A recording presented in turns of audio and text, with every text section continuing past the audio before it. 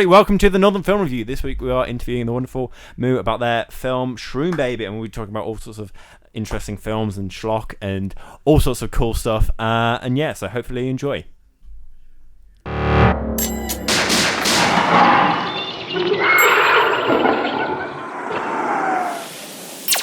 The Northern Film Review with your hosts Oliver Ellis and Luke Simpson. Hello everybody, how are we? Good. Put the microphone. There we go. Yeah, Cool. I'm good. Fun. It's a nice cold day today. It's been sunny the past couple of days, but now warm this morning. Oh, I didn't wake up this morning. Today for me, so. But you wear shorts every day, though. Yeah. You're one of those people who sort of go around in shorts in whatever weather. I'm used to the weather. I'm like climatised to it. So. Yeah. Proper northern lad. But yeah, so Mu, you just come off the shoot for Shroom Baby, which I was also a doctor on, which we talked about. Your cameo. Yeah, my cameo, which I'm now trying to find doctor roles in other films as well. Oh, right. So I'm playing a doctor on Nancy, and I'm also trying to play a doctor on Tom's film. I can't remember what it's called. Shared Universe. Yeah, Shared Universe. The yeah. NFS. The NFSC. Yeah, I'm a doctor. Yeah, News I'm a doctor who's a news reporter. He got a doctorate in news anchoring or something. Yeah. It's a whole sort of thing, and I hope when we do all the screenings, everyone go, oh look, there's Oliver again. But yeah, Shroom Baby is quite a cool film. It's sort of like this kind of I don't really know what to describe it as. Is it what? Sorry. It's a B movie. A B movie, yeah. like the B movie. Like the B movie. Like the B no, movie. It's like a send up to like B movies, almost a B movie in itself in the way the uni's structured. I think because it's an experimental. It's a smaller kind of budget and crew. It's a kind of send up to horror films. It's very wacky and exciting. I'm just speaking to the microphone. Yeah, that's kind of cool. Black and white. Is it black and white? Isn't it? Black Yeah. and white. Eraserhead-esque. Yeah. 750s as well. Oh. And I wonder where you got your influence from then.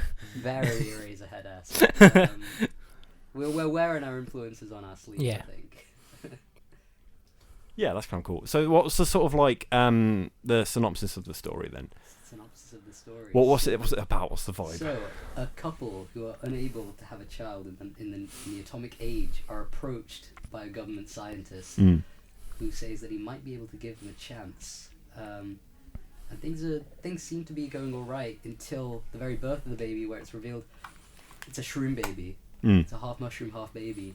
And over the course of a single day, they're trying to sort of reconcile this incident when the doctor shows up with an unfortunate piece of news. That's you? No, yes. it's not. No, it's it's not. There's another doctor. No, there's two doctors. So we have two doctors. We have an older doctor, I'm and then we have Oliver playing the very small role of a doctor who injects. There's no small roles. Spoiler. Small actors. No small roles. But yeah, it was a fun time. I enjoyed it. It was a very sort of interesting set. I think what I found with it was that there was so much production design.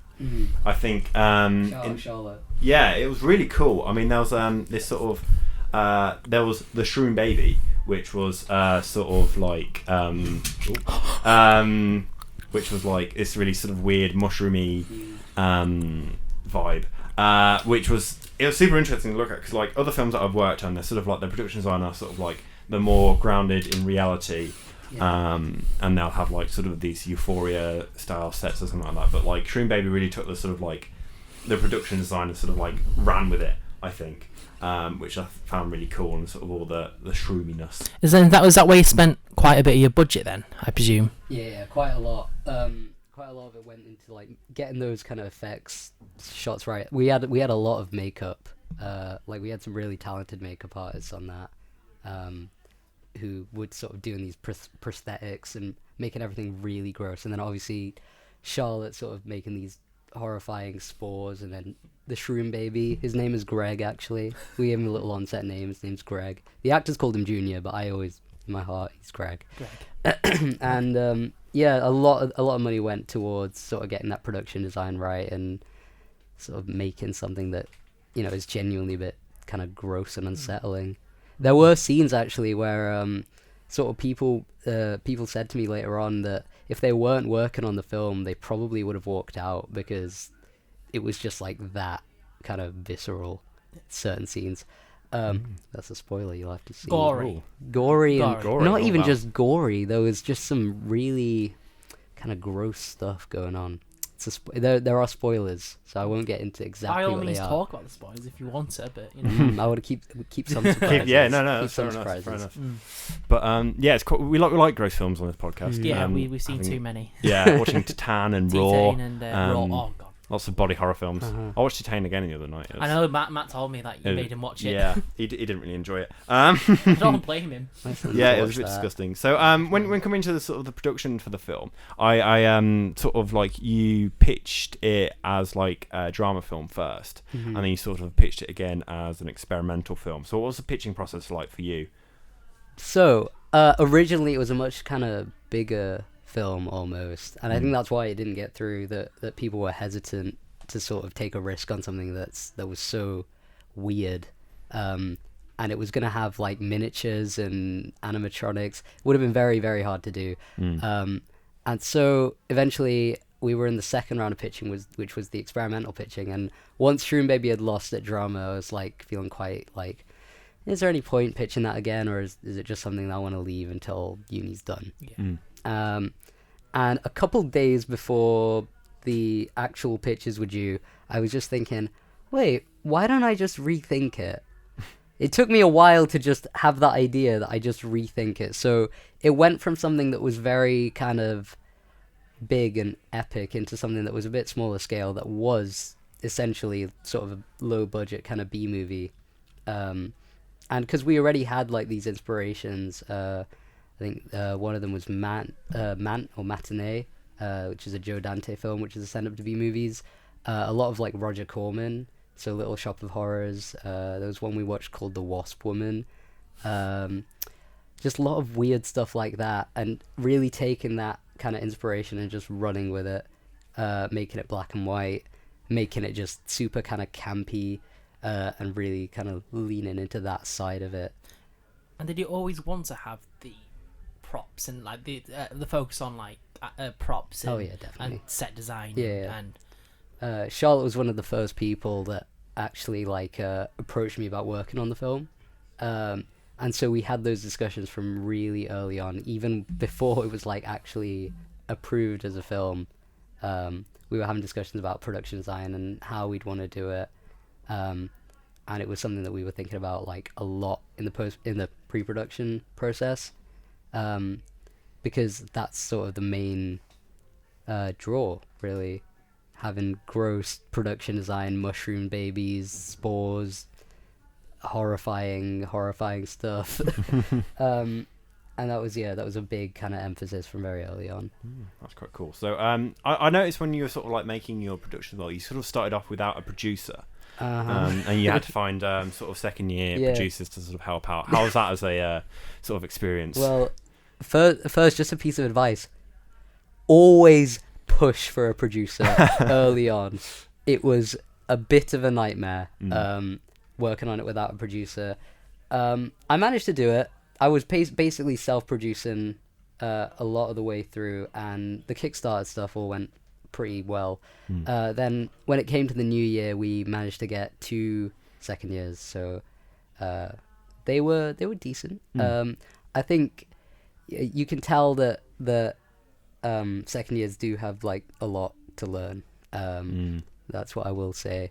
But we managed to do it all, and I want to give a shout out to Marion, who was really just good when we were on set, sort of keeping actors happy, and we always had food on set, which was great. You had great food on set. We had really good food on Yeah. set. Oh god, we had like on one day we had dumplings and who provided it all? sushi. Literally just our producer, obviously from like budget, but Yeah. like we had some just really. Was that the only reason why you wanted to be a doctor? Yeah, Yeah. you got lots of free. Yeah, I food. got some free pastries. We had really nice pastries from Sainsbury's Market Street. Are we allowed to reference brands? Yeah, we can. Yeah. Other brands are available. Yeah, shout out Sainsbury's Market Street. Yeah, best Other brands are pastries. Other brands are available.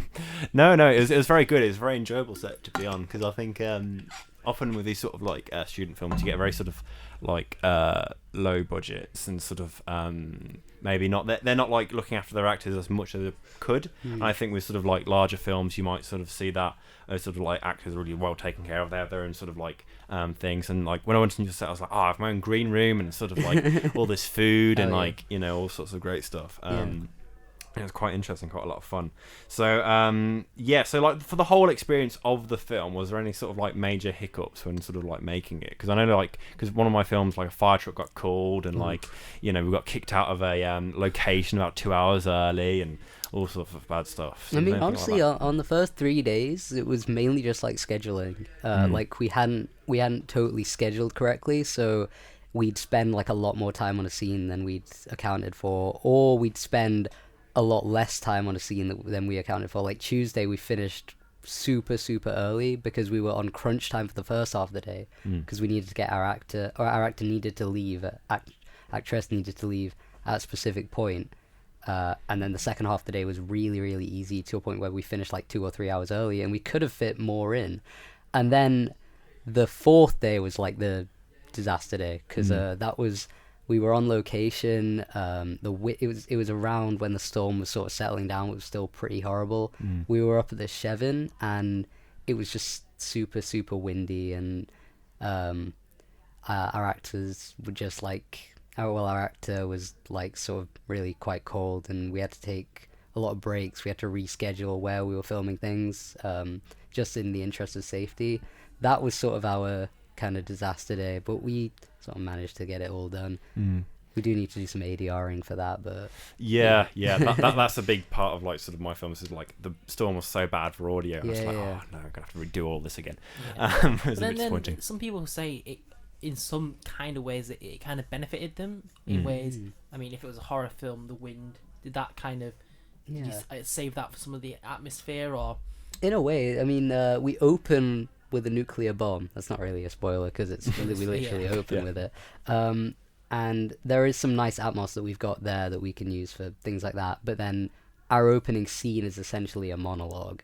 So on location, it's like a Twilight Zone style kind of monologue, and we're just gonna have to read up all of that because just the wind was that bad, which is difficult. But I'm glad that we had most of our days in studio, because it's just a lot more tightly controlled.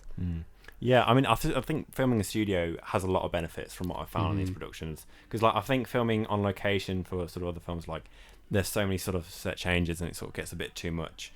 But like going back to sort of like last year and sort of like the COVID times, I think we're probably still in COVID times, but like more COVID times.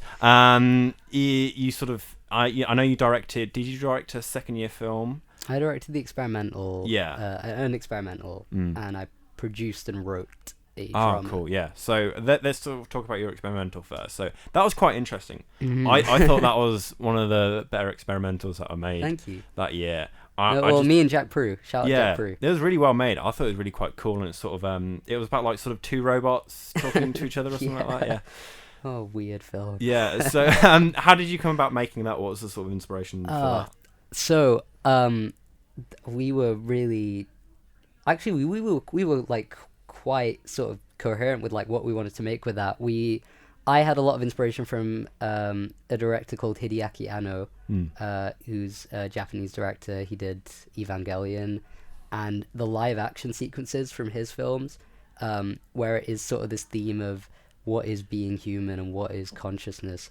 That was a big inspiration. And then another one was Adam Curtis, who's a really great documentary maker, and he deals with very similar themes, but in the idea of computer, in at least one of his documentaries, which is All Watched Over by Machines of Love and Grace. It's all about sort of computers and consciousness and how computers affect the modern world. And then Jack was very interested in like the themes of like the industrial versus the digital. and it all came together in this kind of synthesis where we were shooting half of it on VHS, half of it on like a camcorder, lots of like weird like editing stuff, lots of overlays, and then this idea of these robots talking and experimenting with like voice to text to speech and things like that.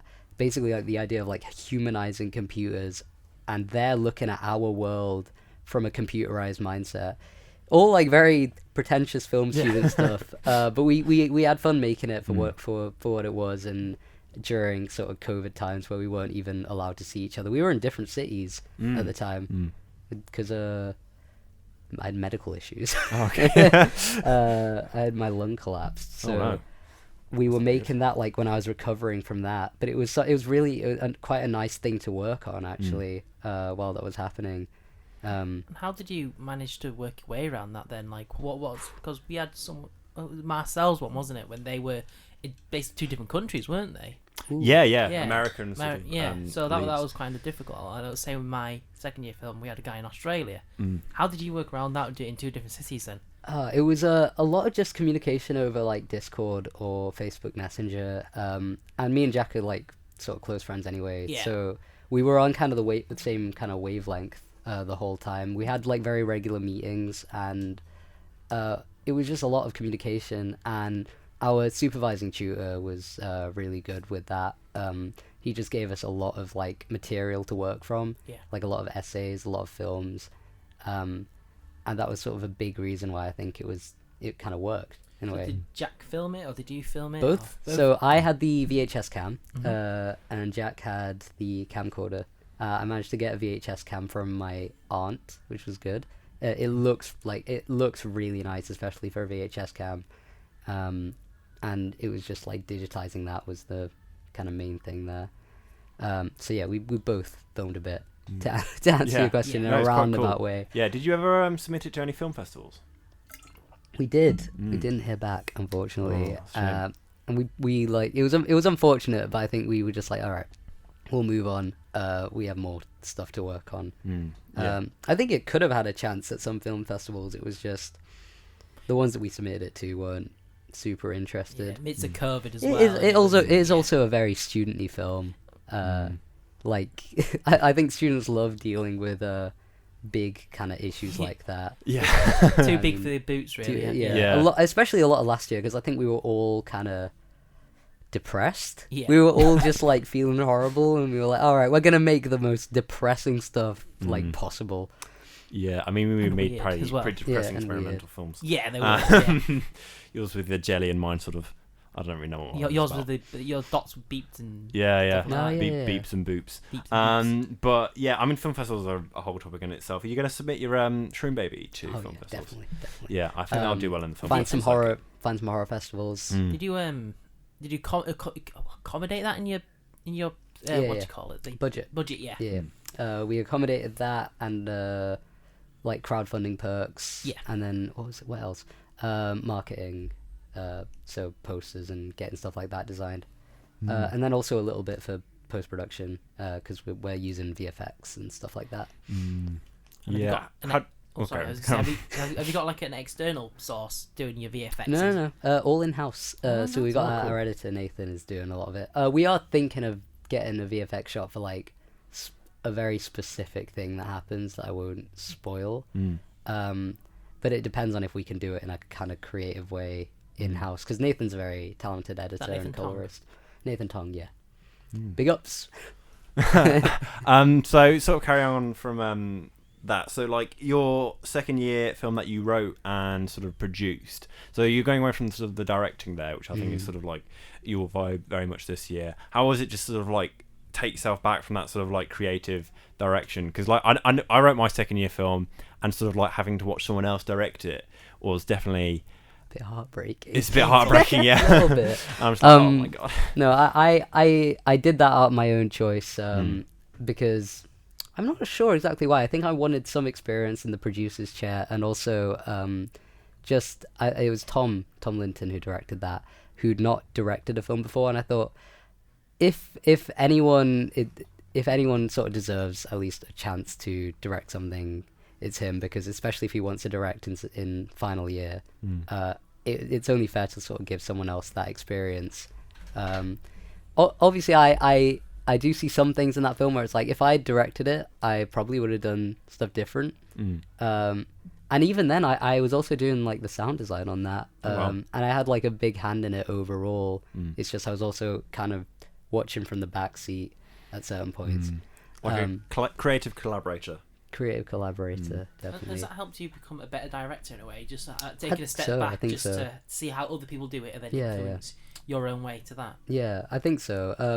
Definitely with Shroom Baby, I've taken a lot of lessons from not directing and taking that kind of backseat. There are some things that I've even learnt during Shroom Baby. I think probably because it's not sort of extreme COVID times anymore. Everyone was filming in the same location when we were shooting those films, and it was very kind of strict. There were some definite like things I learned about, like collaboration, communication, just getting everyone on the same page was a big thing with that. Where like on the shoot days we were still rescheduling certain things, and I made a conscious effort to make sure that we were sticking to like one vision, a shot list that generally didn't change much through when it was written to production, and like storyboarding was a big thing. Working with my cinematographer Chris and cam op, first AC Jack, with making sure like every shot was sort of pre-planned, was probably the biggest lesson I got from that. Yeah, lots of sort of life lessons. Like I said, I'm talking your guys' ears off. No, it's good. It's good for a podcast, you know. But yeah, so sort of like moving on into the future a little bit with something we asked sort of all our guests, sort of like, just to give me an idea of what I need to do after uni. You sort of mentioned earlier about how sort of like you might want to sort of like make something after uni, and we've had all sorts of questions, answers to this. So what your sort of plans post uni? Plans post uni? You know, I have thought about it. I'm thinking of I'm looking into apprenticeships cool. and things like that. But I do want to have the sort of freedom to like expand my portfolio and sort of start making more short films. I think the plan is just work, get money, make movies with money, wash, rinse, repeat until I get somewhere with it. I think. I do. I mean, I have long-term goals. Long-term goals are sort of be a fledgling, struggling artist in New York or something. Wow. I don't know. I mean, we'll see. I'm pretty easygoing with things like that. I love romanticizing New York, even though it seems horrible. Yeah, rats everywhere. Yeah, that's part of the vibe. Mutated part of the rats aesthetic. well. Mutated rats. No, that's Joker. Yeah, with Peter and the Mouse sort of. Fun Joker reference. There are mutated rats in that film. Watch out next time you're watching it. But yeah, I'm pretty easygoing. I like to sort of go with the flow, but I mean those are my like long-term goals and then short-term goals. It was interesting you said apprenticeship. Have you thought about in what sector the apprenticeship would be? So I've been looking into potentially even like screenwriting apprenticeships, because the BBC have like a lot of opportunities with things like that. They do also have like production apprenticeships and things like that, which I've been looking into. Otherwise, it might just be like freelance work. But I do kind of just want to get a bit more experience, like on professional sets, even if it is in a way just me still in that learning process. Yeah. Would that keep you in Leeds, or would you go home? Or have you had people go home for a few months? I don't think I'm staying in Leeds. No. I think I just don't want to get stuck in that kind of student mindset. Oh yeah. Which I think is very easy to do if I sort of stay where I've been the last few years. So I am at the moment, I'm gonna go back to Leicester. I'm gonna get my driving license and hopefully a car so that I can actually drive sort of up and down the country looking for work. Struggling artist type vibe. Begging for work. Steps, And then who knows what will happen. I am really easygoing with things like that, I think. Maybe too easygoing, I don't know. But I have goals. There you go. That's good. I think you have the nice long-term goals of Yeah. moving to New York and sort of like doing that sort of stuff. I mean, I've always thought about like doing like a postgraduate in like NYU or something like that, Yeah. or going to UCLA. Oh yeah, I'd love to do a master's in Very the expensive. US. Mm. Yeah, very expensive. I'd have to work for like years before. Yeah. Treated like royalty Before because you're that. from England as well. Yeah, true. Well, true. that's what you want, isn't it? Yeah. Yeah, I know Prince Harry. It's Is the Queen have supper with her every day? yeah. Tea and crumpets every day. But yeah, I think lots of people sort of talk about being runners as well on like big film sets. I know a couple of people are doing that at the moment, which seems like it's a difficult process to get on these sort of big shoots, but it's definitely a vibe. Yeah. Yeah, so like we asked this to sort of like all our guests, but I think you might have a bit more of a interesting answer rather than Kung Fu Panda. Is Kung Fu Panda rocks. Okay. yeah, It's my uncle's favorite movie. Is it really? Yeah, it is. So what is your favorite film? What is my favorite film? yeah. Oh, You don't have to pick top like few. Oh, my Yeah, top top few. few. Yeah. Okay, I'll give you my current letterboxd top Okay. 3. So my current letterboxd top 3 is End of Evangelion, a film called Super Dark Times, and Gremlins 2. Gremlins 2 kind of sticks there, like, I change it every few months probably, but Gremlins 2 is sort of a mainstay. That's like the only one I've heard of. Yeah, I haven't seen any of them. Oh, right. Yeah. Oh, right, you should definitely watch Well, Super Dark Can Times. you give us a Synopsis? synopsis of both? Synopsis. of them, Both. All right. What the films Alright. are. So, I can give you synopsis of all 3, or I can give you synopsis of all 2. I feel like Gremlins 2. I've Gremlins seen 2 's Gremlins the main, 1. the main draw. So Super Dark Times is just a scary little film about kids murdering each other. It's worth watching. Very stylistic, set in the 90s. Children on the Car. Fun. Yeah, no, not really. It's sort of more like Stand By Me in some ways. It's worth watching. And then Gremlins 2. So Gremlins 2 rocks because it's a sequel that Joe Dante didn't really want to make. So Warner Brothers, and he made it like years on from the original. Warner Brothers were like, just do whatever you want. So what he made was this weird Looney Tunes style, like self-reflexive comedy satire of the first one in some ways, completely like pushing things to a new level. There's a talking gremlin. There's like a vegetable gremlin. There's so many different types of gremlins in that movie. It's one of the most like maximalist films I've ever seen. Hulk Hogan shows up in the middle of the course he does. movie Yeah. while the gremlins are interrupting a screening of the film I see. in a cinema, and Hulk Hogan stands up and he goes, "Hey gremlins, get out of here!" I don't know how to do a Hulk Hogan voice. It's fantastic. It's fantastic. It's one of the best sequels ever made, and it's criminally underseen. Joe Dante is a genius. Wow. I think that's another one of the better answers as well. You know, Kung Fu Panda I've and heard Joe Gremlins Dante's 2. name before, but Uh-huh. I can't. What other films has he So, done? Because I reckon it's Gremlins, obviously. Dante's Inferno. Gremlins 2. He did Looney Tunes Back in Action, which is superior film to Space Jam. Small Soldiers, which I have actually not seen, and he did Matinee, which is a big inspiration on my film. He did a lot more, but those are what I know him for. Great director, like just weird horror. If you ever want weird horror, he's your guy. Yeah, that's quite interesting. So Gremlins, Gremlins are like animatronics, aren't they? Or they puppets? Kind of. They're Some of them are puppets, Mm. and then some of them are stop motion, Yeah. and some of them are animatronics. Oh. I think for the majority of the time they're all puppets, Mm. which is really, really cool when you consider like the end of Gremlins 2. I'm spoiling the whole film, but only to get you guys to watch it. Yeah. At the end of Gremlins 2, there's a rendition of New York, New York, sung by the brainy gremlin, with all of the gremlins sort of like joining in, or like having weird fun shenanigans on the side. And it's mad like how many puppets they use there. Seriously. Is that the reason why I want to go to seriously New good York film. then? Just because of Oh, yeah. New York Oh, and yeah. the sort of Shroom Baby as well, the animatronics and that, and sort of the puppets of the babies. Mm. Well, we don't know where that is in America, really. I mean, we have like a general idea, like maybe off the coast of New Mexico or like It could be, Canadian like, border. Las LA. Vegas. With Yeah, all the, but it's set in like a sanctuary town for like people who are like under witness protection or have a scary mushroom baby that they're trying to hide, or government. government Government mushroom scientists, baby, yeah. etc., etc. Yeah. You know. Yeah. No, I need to go watch Gremlins 2 after this. I think.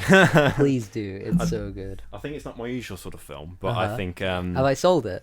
I think Have I so. sold I it? think I might. I don't know where to watch it though. I think it's the first person that sold a film you can borrow to my watch. Blu-ray if you want. I don't know Blu-ray player. You can borrow my I don't- DVD if you want. I have both. DVD I mean, I have both. I think it's on. It should be on streaming somewhere. Yeah. I mean, Yeah. Disney Might Plus buy it on maybe Amazon. or It something. is kind of an obscure film. Is it? Mm. Well, it's not it's a big blockbuster, but not many people have seen it. Yeah. Because people love Gremlins 1. Yeah, and then not many people have seen Gremlins 2. I Yeah. vividly remember that one. Yeah. No, I had nightmares after watching Gremlins. What, the so- exploding gremlin in It's the a scary microwave? movie. Yeah, it's a bit weird. I try not to get any of my teddies sort of like after midnight. Uh-huh. But Pour water on them. Yeah. Water? Yeah, Yeah, water. Sleep. water. Can't wake. What, You sleep? can't feed them after midnight, Midnight. which is Yeah. a rule that doesn't make sense. Yeah. It's been said time and time again. Mm. And then don't get them wet. Don't get them in direct sunlight Yeah. because that'll kill them. yeah, bit of a weird one that. Did Yeah. freak me out. It's sort of like what So the one of those sort of like scary. childhood horror things of like the Weeping Angels Oh, and Gremlins. Gremlins. Hate the Weeping um, Angels. sort of stuff that gave Yeah. me nightmares for years Mhm. and still now. Yeah. I found Sarah Jane Adventures really scary. Oh, Yeah. the one with the no face, like no eyes. yeah, the The trickster. trickster. Mm. Yeah, bring him back. Honestly, he's so Yeah. freaky. Mm. Such a And freaky was it guy. Slytherin? What are they The called? Slithines. The Slitheen, Slitheen, they were yeah. scary. They were Yeah, but scary. they farted, so it made them a bit funny. I don't know. I still found them really yeah, frightening. I mean they're freaky. Don't get me wrong. they're freaky. Yeah, and then The Absorbable, Absorbable. Yeah, come on. Peter Kay. voiced by Peter Yeah, Kay. oh days. I mean it was a Blue Peter. God. Yeah, that was Like, so it was like- weird. You get a chance to have your monster Yeah. in Doctor Who. What they do? Absorb a lot. Absorbable. He absorbs Great. people. He absorbs people. Absorbs. Absorbs. And then younger as well, I used to without knowing, I thought, oh, I watched Torchwood thinking, oh, it's going to be alright. Yeah, it's I fine think- for I a think- Big small mistake. child. Rookie move. Yeah. And then I watched, later on, there was that other one called Class, which Uh-huh. was just, It's alright. it was for, like, It teenagers. was for teenagers. Yeah. Bloody teenagers. I know. Yeah. They tried to Ruining be- the they tried world to be with their edgy, TikToks. They tried to be really edgy and stuff like that. Yeah. I remember, yeah. It's Mm. fun, I think. I don't know. I never finished it. No. I Tattoo had a one. friend who was big into it. Yeah.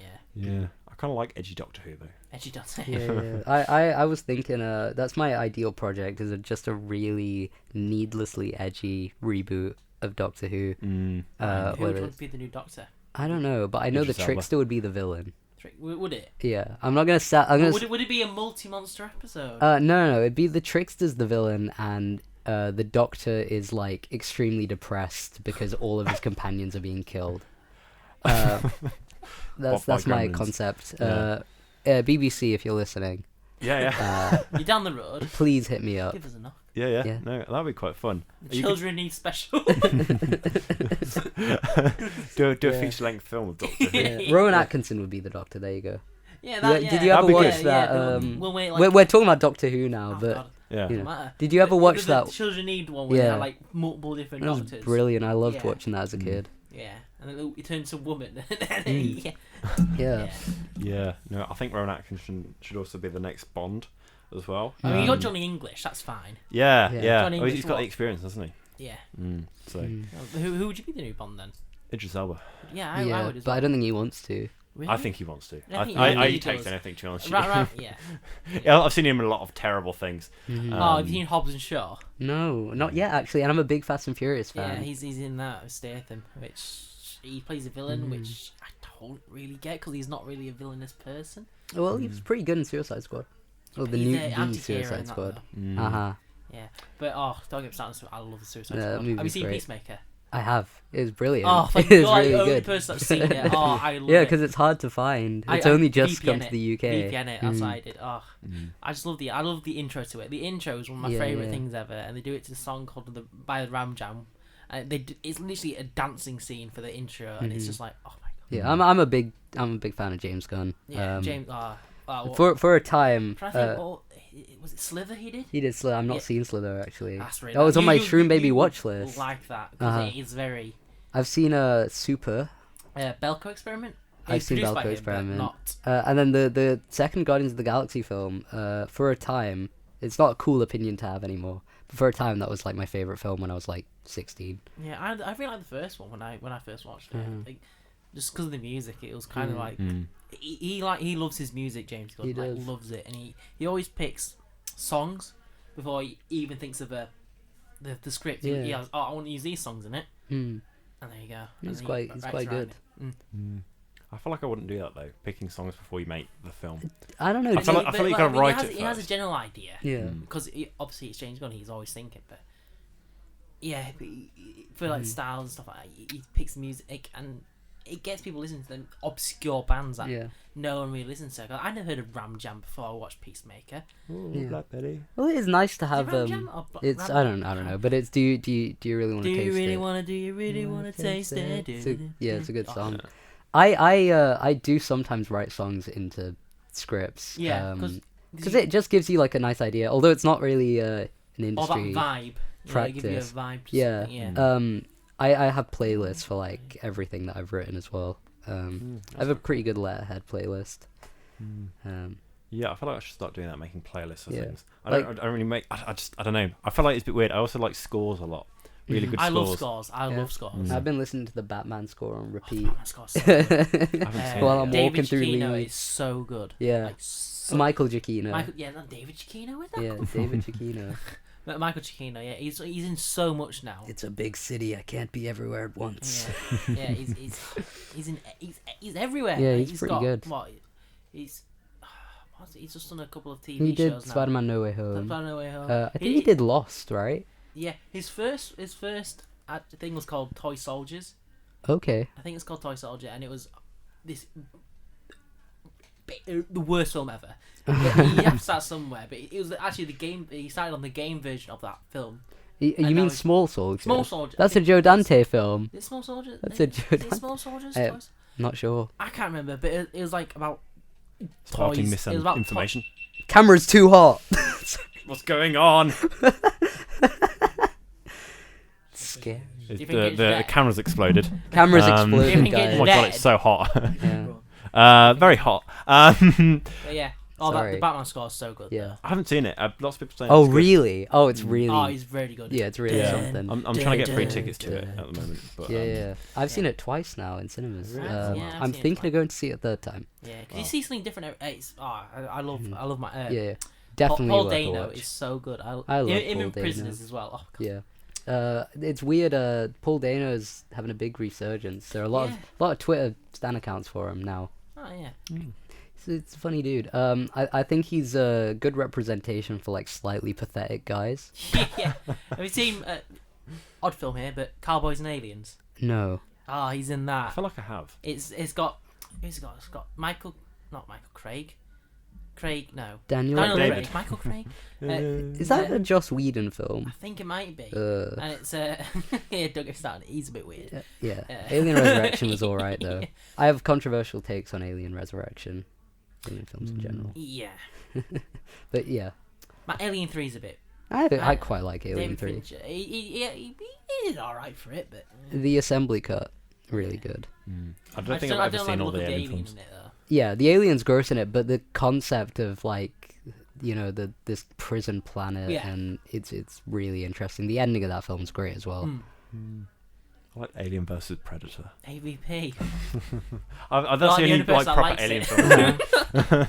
I think I don't really like it, but like I remember watching it when I was young. I was like, this is interesting.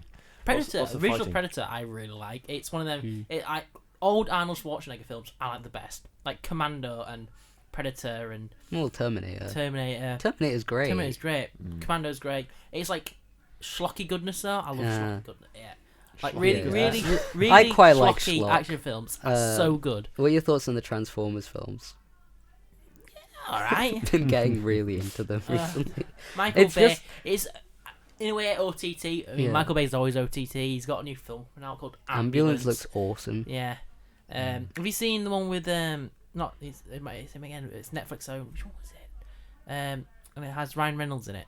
Oh no, Six Underground. I've not Six seen Underground. that. That's really good. See, I think just when I was working on Shroom Baby, I was like, I need to watch something dumb, and we started. Michael watching, Bay. We started watching all the Transformers movies, and it's just a night. It's just they're quite fun. Yeah, They're It quite gets- fun I mean- movies. I There's mean, a Transformers. The first few are alright, but when it gets like Mark Wahlberg, Nah. Transformers 4 is really good. We just watched it last week. Yeah. It's really good.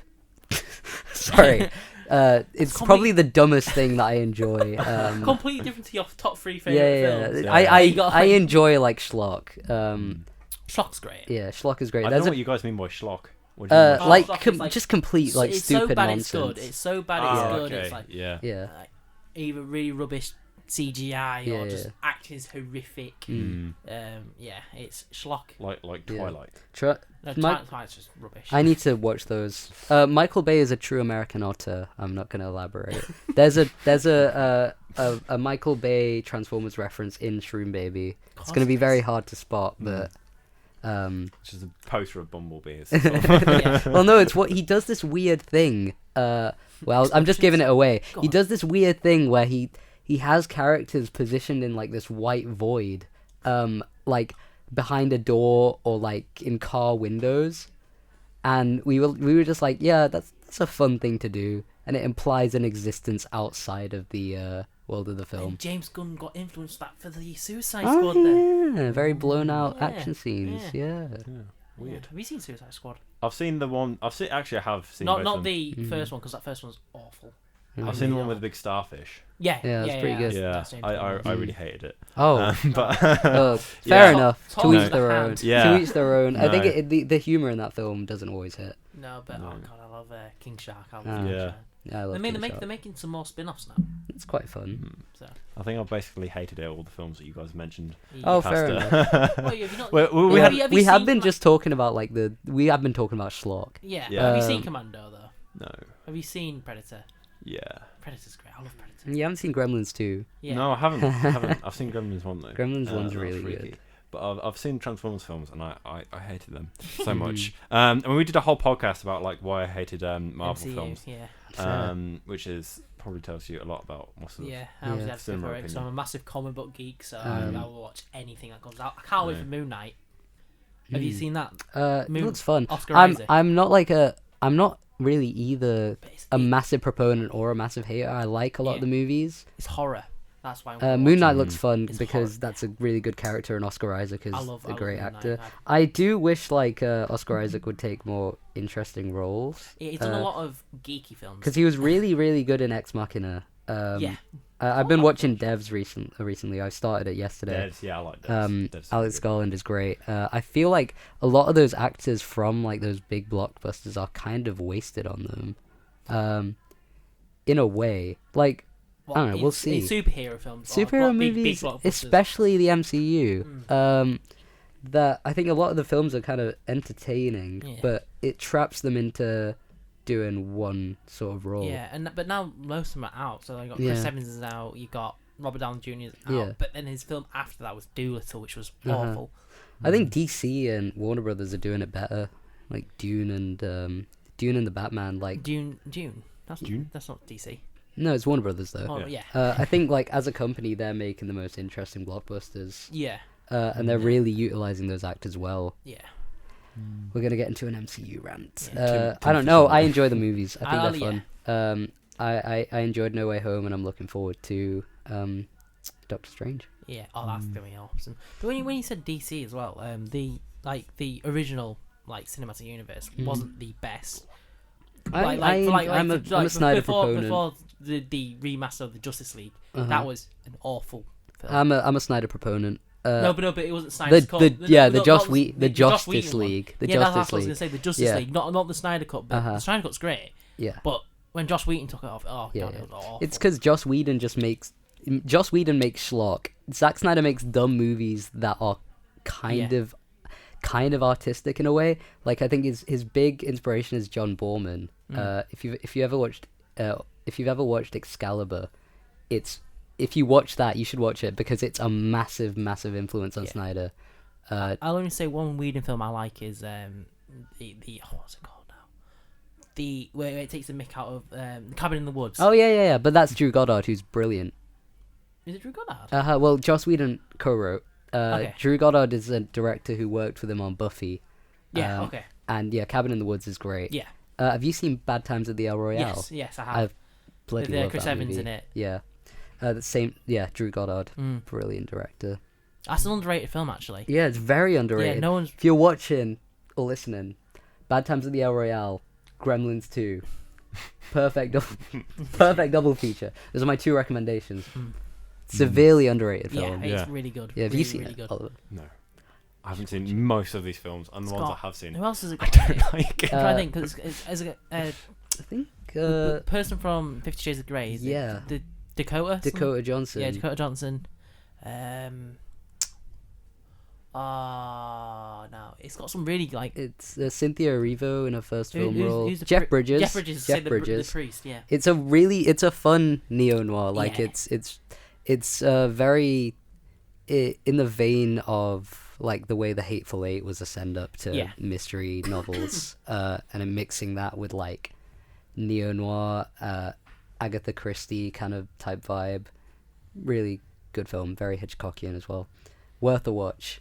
Underrated. Yeah, really underrated. Underrated to hell. Fun stuff. Well, on that note, Hitchcockian. He's coming to the end of the end of Oh, we the spent end. 20 minutes talk about films. Oh, it's a love film movies. podcast, you know. I love Yeah, movies. it's good. Oh, movies are great. Yeah. We love movies. We love movies. Mm-hmm. Especially movies created by Mu. And Michael Bay. And and Schlock. Thank you, and guys. schlock. We love schlock. We like schlock. Now that I found out what schlock is, Learn something new every day. sounds like a weird Yeah, Yiddish phrase, we but do. yeah. So thank you for coming on. It's been great having you. It's been great being here. Yeah, hopefully you've enjoyed the show. Thank you for having me on. I've had a whale of a time. Yeah, it's been good. It's been good. Lots of pleasure. lots of discussions about films and sort of Yeah. shrooms and all sorts of stuff. Not them shrooms you're thinking about, but you know. No, Yeah. Shroom Babies. Shroom Baby. But yeah, hopefully you enjoyed the show, guys. And be sure to check us out next week as well. We'll be interviewing someone else about their film. Not sure who yet. Someone interesting, maybe. Probably me about my documentary. Oh yeah. Ooh. Because Lou's filming. Okay, I'm filming tomorrow. I mean, Yeah. it's Monday today, so Well, Tuesday. good luck. Thank Good luck. you. I hope it goes well. That'd be exciting. Yeah. If you ever need anyone to sort of be a doctor in your documentary, Uh-huh. I could be that. Well, it's not neurodivergent people. Yeah. Uh-huh. I'm not a doctor, but I one of them could. fake doctors like Yeah, in yeah. the dentist adverts. Like a reenactment. Oh, right, yeah. Why is there a doctor in a dentist advert? Technically, dentists are doctors for teeth. Dentist. Yes, Yeah. Fake news. Anyway, so yeah, thank you for watching, listening. Yeah, I'll see you guys later. Bye-bye. Bye. Bye. Bye. Bye.